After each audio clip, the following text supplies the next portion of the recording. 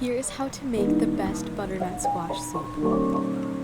These are the ingredients you'll need for this recipe, which will also be found on my website, which will be linked in the description.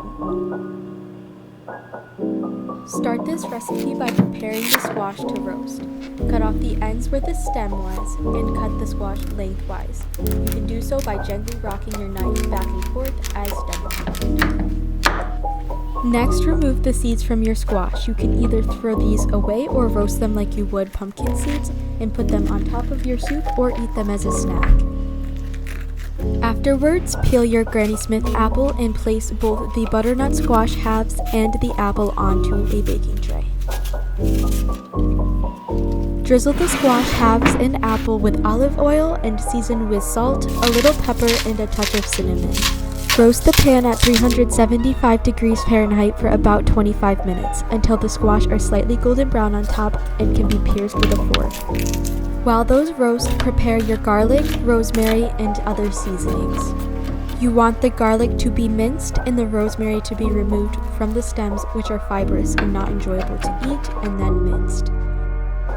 At this time, you can also measure out the rest of the nutmeg, cinnamon, and salt. After removing the pan from the oven, let the squash cool enough that it can be handled. Then you want to remove the outer skin, give the squash a rough chop, and put them in the pot. Also remove the core from the apple and roughly chop it as well. Now all you have to do is add in your liquid, spices, and bring the mixture to a boil and then down to a simmer for at least 30 minutes to an hour. The amount of liquid you add will depend on your desired thickness. For a thicker soup, use 4 cups of liquid, and for a thinner soup, use 6 cups of liquid. I will be using almond milk, but any type of milk you prefer is fine.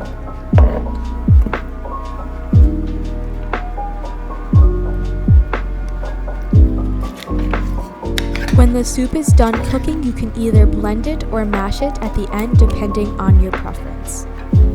When the soup is basically done, add in your yogurt.